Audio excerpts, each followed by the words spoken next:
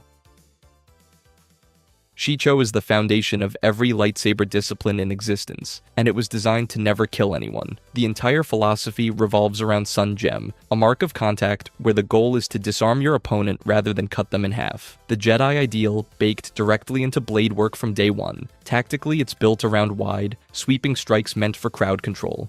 The Sarlacc sweep hits everything within range in a single motion, simple, brutal in scope. Designed for a Jedi standing in the middle of multiple enemies and saying none of you are dying today. Here's where it gets weird though. Despite being the most pacifist form in existence, Shicho fostered an emotionally heated mindset during combat. The wide, aggressive movements created enormous temptation toward lethal intent, meaning practitioners needed massive restraint just to use the non-lethal form non-lethally, which is, not ideal, but that simplicity is exactly what created the next problem. Put a Shicho user against one skilled duelist with a lightsaber, and those wide sweeping strikes become a liability, which is exactly why Form 2 was invented. Form 2 Makashi. So Form 1 was great for swinging at a crowd, but the second someone equally skilled pulled out a lightsaber and squared up one-on-one, Shicho fell apart. Makashi exists because of that exact problem. This is the fencing form. One-handed grip, fluid blade work, constant footwork with back and forth charges and sudden retreats. Everything about it prioritizes precision and efficiency over raw power. Where Form 1 says, swing big and hope for the best, Makashi says, I'm going to hit exactly the spot I want, and you're not going to stop me. It even has two signature techniques built around that philosophy. Sun Gem targets the opponent's weapon directly, designed to destroy or disarm it with surgical precision. Shiak goes after specific vital points on the body. Both are about control. You're not hacking away at someone, you're picking them apart. And then there's Count Dooku, who took Makashi to its absolute peak. Here's the thing about Dooku that nobody talks about enough. He's a Sith Lord who fights like an aristocrat at a gentleman's duel. One-handed, elegant, zero-wasted motion. That directly contradicts everything you'd expect from a dark side user. No rage-fueled power strikes, no overwhelming aggression. Just refined, calculated killing. The form's identity is that contradiction. Makashi users were also uncommonly skilled at defending against force-based attacks, which means this wasn't just an anti-saber form, it was an anti-force user form. The whole package, built to dismantle anyone holding a lightsaber. But all that dueling mastery comes with a cost. Makashi was designed for a galaxy where your biggest threat was another person with a blade. It wasn't designed for what came next. Form 3 Soresu. Soresu exists because the galaxy decided that swords weren't enough and everybody needed guns. Once blasters became the standard weapon for basically everyone who wanted to kill a Jedi, Form 1's basic bolt deflection training wasn't cutting it anymore. So the Jedi developed an entire combat philosophy around one idea. Don't die. Here's the thing. Soresu doesn't look impressive. The blade movements are tight, controlled, constantly in motion, building momentum while burning almost zero energy. A Soresu master uses what's called the Circle of Shelter, a technique that lets a single practitioner defend against as many as 20 blaster-wielding shooters at once. 20. One Jedi, 20 guns, and nobody lands a shot. The core principle places you within the eye of the storm. Chaos everywhere, blaster fire from every direction, and you're just standing there. Calm, centered, completely unbothered. It's the most Jedi thing a Jedi can do in a fight. And nobody did it better than Obi-Wan Kenobi. Mace Windu himself called Obi-Wan the master of Soresu right before the Clone Wars ended. That's not a casual compliment. That's the guy who invented his own Form 7 variant, saying, yeah, this man is untouchable. But here's where it gets complicated. Soresu was designed for survival, not victory. Not, you can outlast anyone, but you can't beat anyone. A perfect Soresu practitioner can deflect every attack thrown at them and still lose because they never create an opening to finish the fight. It's defensive perfection with zero offensive capability, which is, not ideal. This exact paradox frustrated so many Jedi that they went and created an entirely new form to fix it. But before we get to Form 5's answer to that problem, we need to talk about the form that went in the complete opposite direction of Soresu's patience. Form 4, Ataru.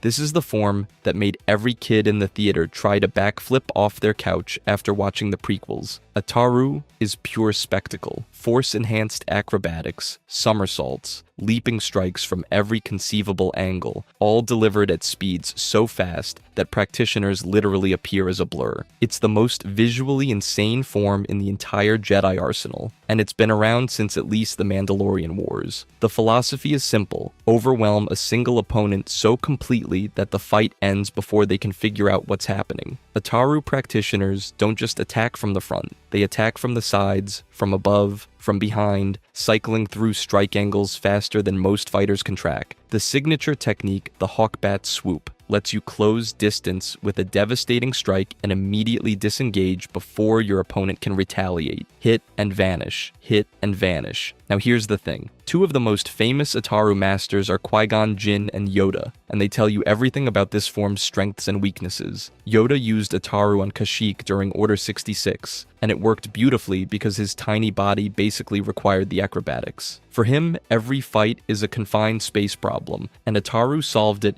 by turning him into a spinning green pinball of death, which is, effective. But Qui-Gon died fighting Darth Maul in a narrow hallway. Ataru's fatal flaw is that it burns through stamina at an absurd rate and completely falls apart in tight spaces. The form that looks the most incredible on screen is paradoxically one of the most dangerous to its own user if the fight drags on too long. But if Ataru is all about speed and aggression, the next form took the opposite approach and turned defense into a weapon. Form 5, Cheyenne and DM So.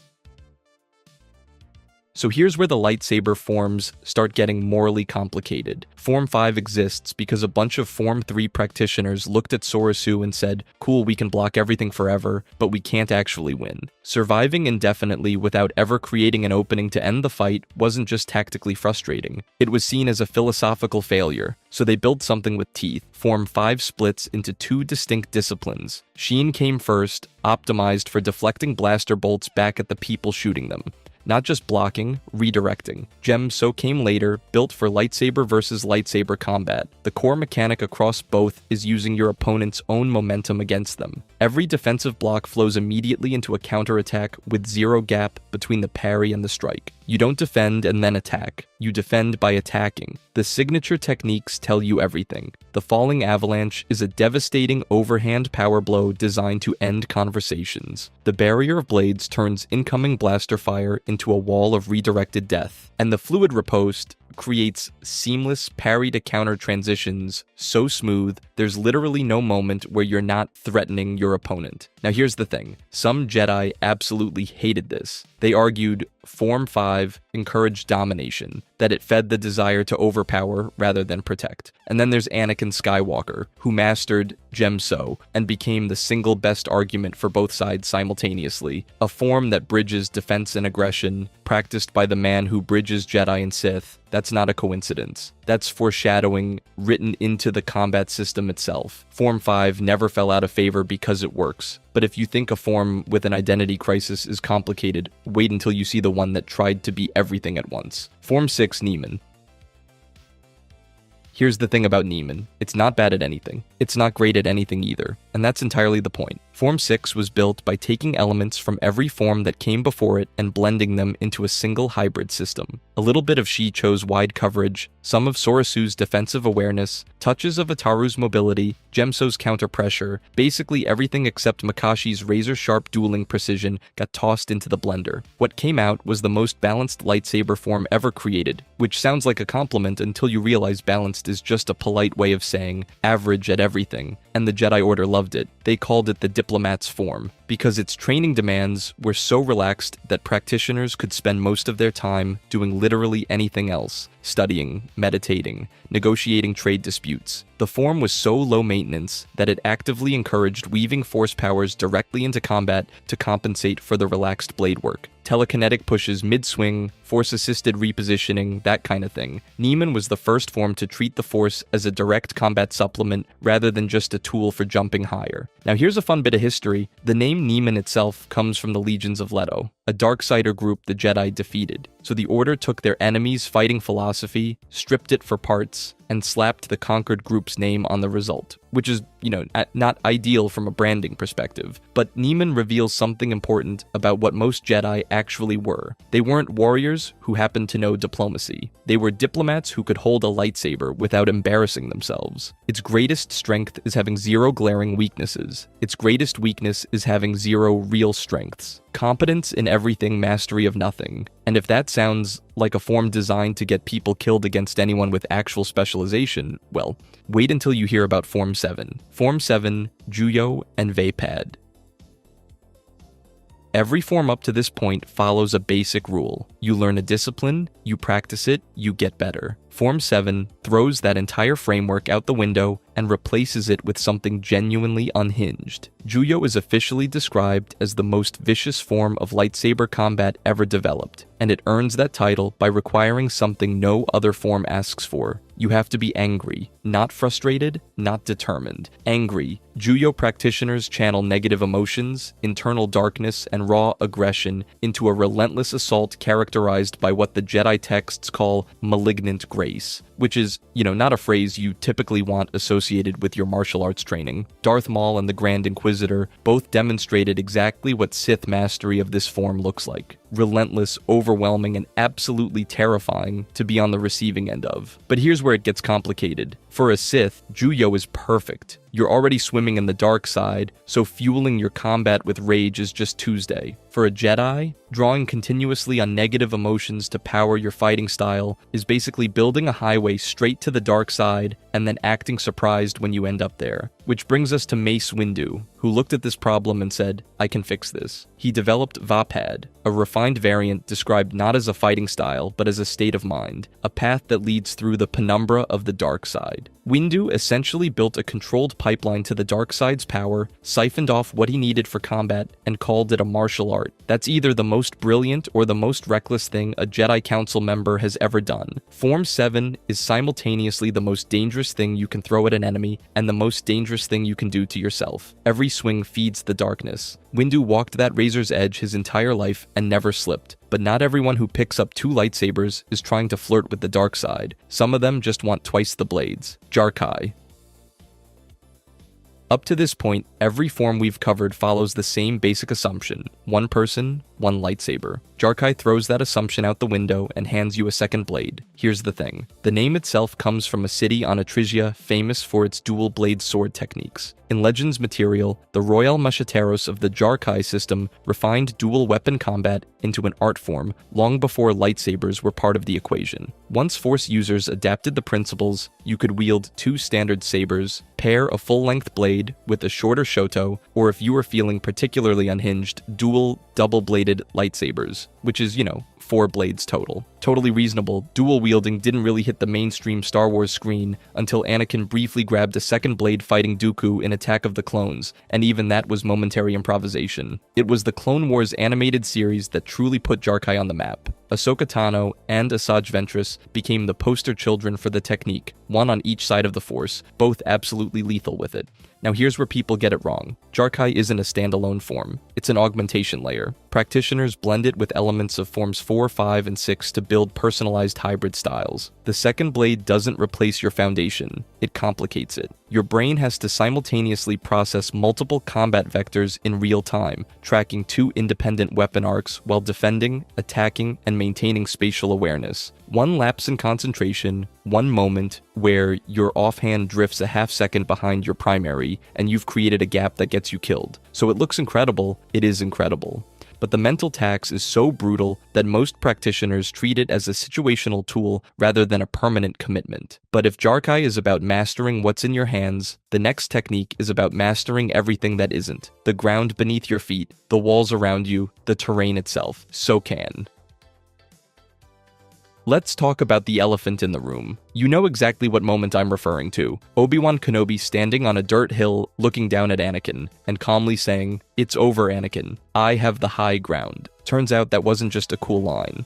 That was an entire combat discipline in action. Sokan isn't technically a lightsaber form. It's a principle of combat developed by ancient Jedi Knights during the Great Hyperspace War, and its entire philosophy boils down to one idea: where you fight matters more than how you fight. Practitioners don't just swing a blade well, they transform the battlefield itself into a weapon. Every ledge, every slope, every narrow corridor becomes a tactical advantage if you know how to use it. The technique has two primary applications. First, high ground defense, which is exactly what it sounds like. You take elevated terrain and force your opponent to fight uphill, literally. Second, unhindered charge, where a practitioner uses obstacles and terrain features to close distance rapidly while their opponent is still figuring out the geometry of the space. You're not running at someone, you're running through the environment at someone. Here's what makes Sokan fundamentally different from everything we've covered so far. Every other form is about your blade, your emotions, your stance. Sokan doesn't care about any of that. It cares about spatial awareness, speed, mobility, leaving zero openings in your defense, not because your parries are perfect,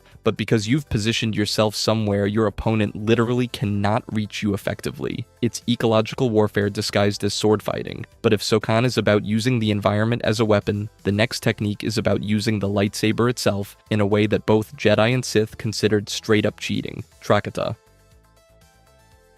Trakata is the most effective lightsaber technique in the galaxy that almost nobody uses because everyone collectively decided it's cheap. And honestly, it kind of is. This is the combat equivalent of screen looking in a multiplayer game. You're not wrong for doing it. You're just not getting invited back. The concept is simple. You turn your lightsaber off and on during active combat to create openings that shouldn't exist. That's it. You weaponize the power button. Deactivate your saber mid-swing so it phases straight through an opponent's block, then reactivate it on the other side for a killing blow. Or let someone commit to a heavy strike against your blade, then switch it off so they stumble forward into nothing. Completely off balance. Every variation boils down to the same principle. Your opponent expects a blade to be there, and suddenly it isn't. Here's where it gets genuinely funny. Both the Jedi and the Sith independently looked at this technique and said no. The Jedi rejected it because it relied on deception, which clashed with their principles of honor. The Sith rejected it because it lacked raw power and dominance. Two organizations that agree on literally nothing else found common ground on the fact that flickering your sword on and off is beneath them, which is,